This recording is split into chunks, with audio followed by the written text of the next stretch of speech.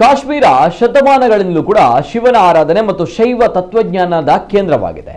ಈ ಶಿವನ ನಾಡಿನಲ್ಲಿ ಕೋಮು ಸೌಹಾರ್ದತೆಯನ್ನು ಎತ್ತಿ ಹಿಡಿಯುವಂತಹ ಒಂದು ಮಹತ್ವದ ಘಟನೆ ನಡೆದಿದೆ.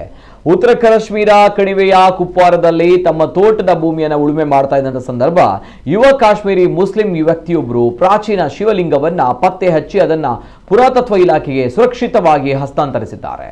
ತೋಟಗಾರಿಕೆ ಜಮೀನನ್ನ ಉಳುವಾಗ ಈ ಸೂಕ್ಷ್ಮ ಕೆತ್ತನೆಯ ಅಪೂರ್ವ ಶಿವಲಿಂಗ ಪತ್ತೆಯಾಗಿದೆ.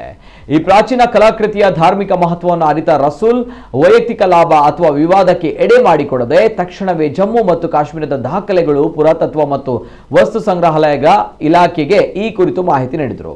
ಈ ಮೂಲಕ ಎಷ್ಟೇ ಕೋಮು ದ್ವೇಷದ ಭಾವನೆ ಇದ್ರೂ ಕೂಡ ಮುಸ್ಲಿಂ ವ್ಯಕ್ತಿಗೆ ಇದನ್ನ ಸಂರಕ್ಷಣೆ ಮಾಡಬೇಕು ಎಂಬ ಮನೋಭಾವನೆ ಬಂದಿರುವುದೇ ಒಂದು ದೊಡ್ಡ ಚಮತ್ಕಾರ. ಆಕಿಬ್ ರಸೂಲ್ ಅವರ ಈ ಜವಾಬ್ದಾರಿಯುತ ಕಾರ್ಯವನ್ನ ಇಲಾಖೆ ಮುಕ್ತ ಕಂಠದಿಂದ ಶ್ಲಾಘಿಸಿದೆ ಮತ್ತು ಸದ್ಯದಲ್ಲೇ ಅವರನ್ನು ಸನ್ಮಾನಿಸಲಾಗುವುದು ಎಂದು ಘೋಷಿಸಿದೆ. 8ನೇ ಶತಮಾನದಲ್ಲಿ ಕಾಶ್ಮೀರವನ್ನ ಆಳಿದ ಶ್ರೇಷ್ಠ ಚಕ್ರವರ್ತಿ ಲಲಿತಾದಿತ್ಯ ಅವರು ಶಿವನ ಪರಮ ಭಕ್ತರಾಗಿದ್ದರು.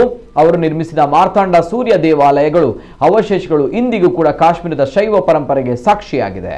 ನಂತರ 14ನೇ ಶತಮಾನದಲ್ಲಿ ಲಲ್ಲೇಶ್ವರಿ ಎಂಬ ಆಧ್ಯಾತ್ಮ ಕವಯತ್ರಿ ಶಿವನ ಆರಾಧನೆಯನ್ನ ತಲ್ಲೀನರಾಗಿ ಕಾಶ್ಮೀರಿ ಭಾಷೆಯ ಮೂಲಕ ಶೈವ ಭಕ್ತಿ ಪರಂಪರೆಯನ್ನು ಮುಂದುವರಿಸಿದರು. ಹೀಗೆ ಪ್ರತಿ ಧೂಳಿನ ಕಣದಲ್ಲೂ ಕೂಡ ಶಿವನ ಸಾರವಿರುವ ಕಾಶ್ಮೀರದ ನೆಲದಲ್ಲಿ ಪ್ರಾಚೀನ ಶಿವಲಿಂಗ ಒಂದು ಪತ್ತೆಯಾಗಿ ಅದನ್ನ ಒಬ್ಬ ಮುಸ್ಲಿಂ ಯುವ ನಾಗರಿಕನಿಂದಲೇ ರಕ್ಷಿಸಲ್ಪಟ್ಟಂತಹ ಈ ಘಟನೆ ನಡೆದಿದೆ.